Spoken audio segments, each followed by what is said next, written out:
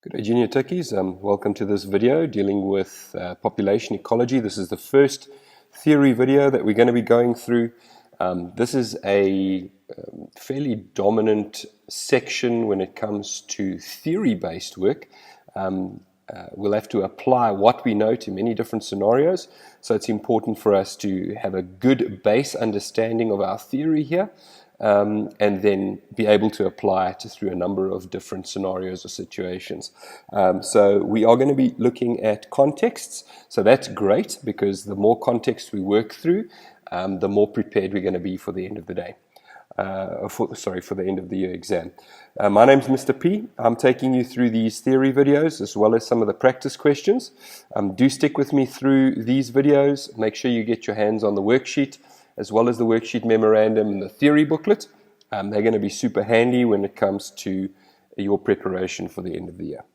So the first thing to note is that terminology is key in this section. Like all sections, I mean, fair enough. Most sections have a fair amount of terminology, but here we need to be sure of what we're talking about in population ecology.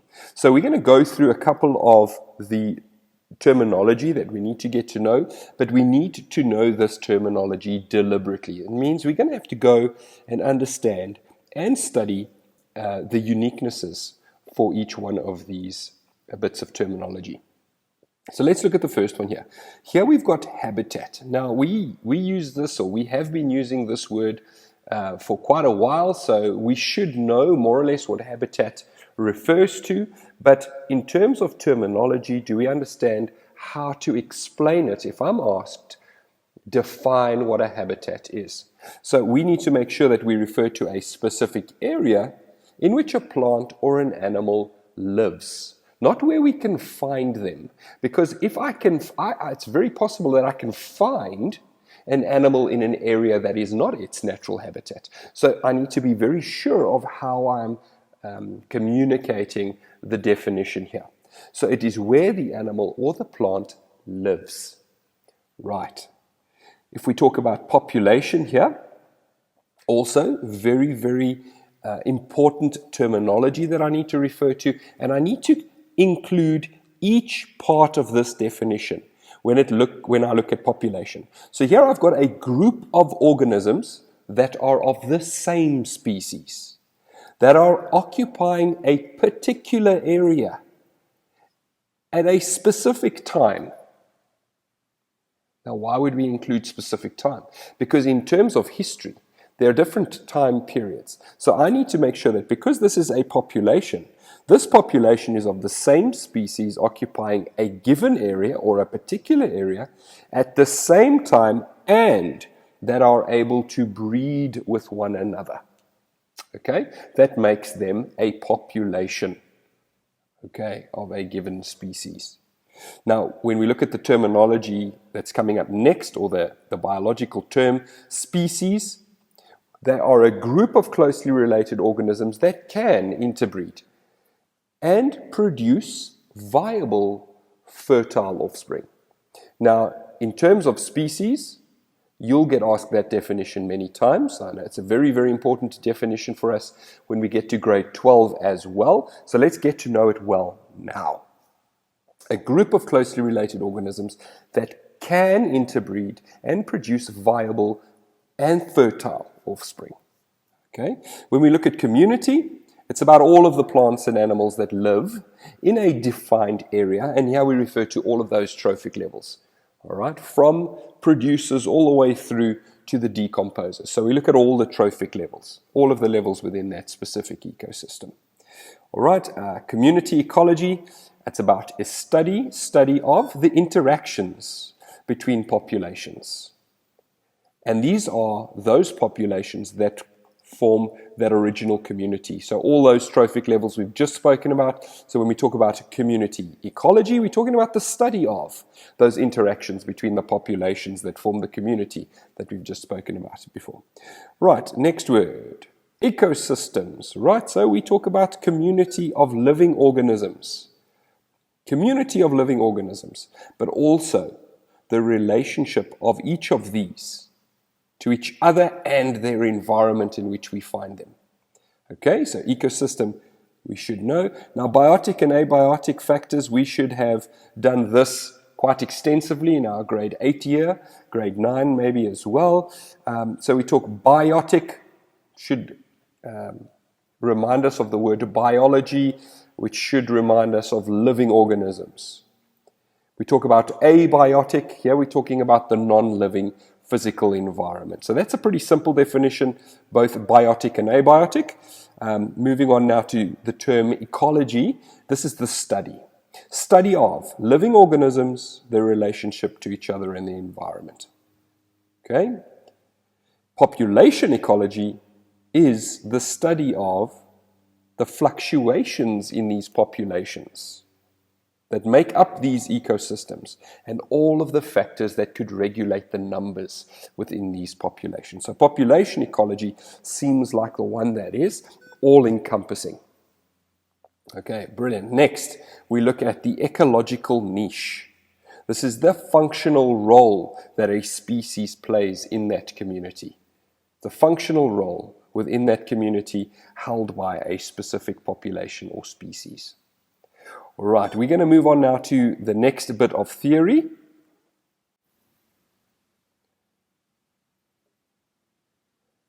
A couple of points to remember before we move on, however. One, when you deal with terminology, be deliberate in the way that you are studying these words and their definitions.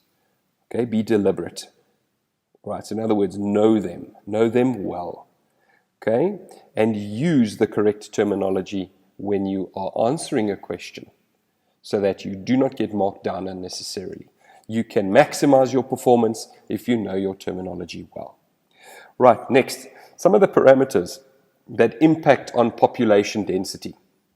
So populations can either increase in size, or population densities can increase or they can decrease. So two of the main contributing factors that we look at here is in the increase of populations would be the birth rate or natality and emigration, the rate at which individuals join a specific population, both of which are going to impact on the increase in the size of this population.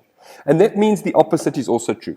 So natality being birth rate, we've got mortality being the death rate, and emigration, this would be the rate at which individuals would leave a population. They're all going to impact on a given population density.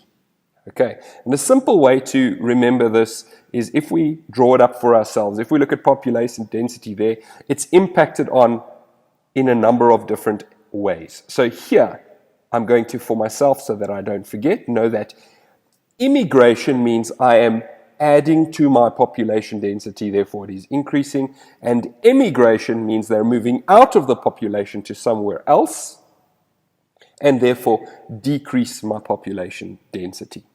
If I look at adding to my population density in another context, my natality versus mortality, natality being birth rate, here I'm increasing my population density, mortality being the death rate, decreasing my population density.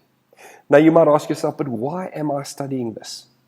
Well, in any ecosystem or an environmental area, do you think it's important to know the influences of each of these in calculating a population's density within a given space?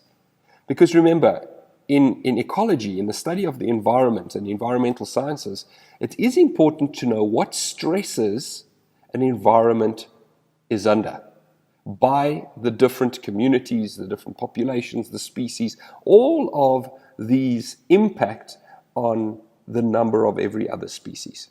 So it is important to know in the individual population what adds to the density of that population. And later on, in the next couple of theory videos, you're also going to see the factors that keep population numbers low outside of what we've just spoken about.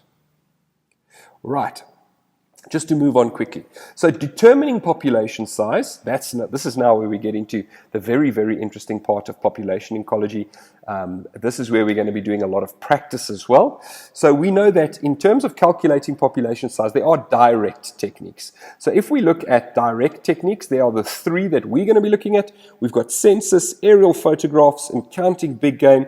But all of these are actually about counting each individual okay, within a population. Now, sometimes that is not possible because there are just so many. Consider a population, for example, of ants that we find in an ecosystem. Okay, so we can't really do a census. Aerial photographs are not going to give us a good idea there. Counting them, like counting big game, we won't be able to. It's just not going to be possible. Okay, so in that context, we move to indirect techniques where we've got sampling, and there we've got the quadrat method and transects. We've got traps, and we've got a mark recapture method where we actually take samples. Okay, the two that we're going to be focusing here are those two, and they involve mathematical calculations. Okay, so if you're not too confident with your mathematical calculations, be sure to know the formula that we're going to be using for each one of those. Then you simply apply it in that context that you get given in your assessment. You can apply it in context, you won't have a problem here. All right, just something very interesting. If we look at direct techniques, a census is actually how the world population is calculated.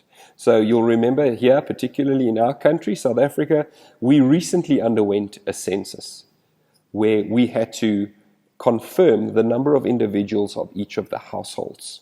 Well, we ourselves, it was our household, but each household had to do the same thing, and then all of those tallies together would have given us an indication to the population density of South Africans living in this country, South African peoples. All right, but that brings us to the end of this first theory video.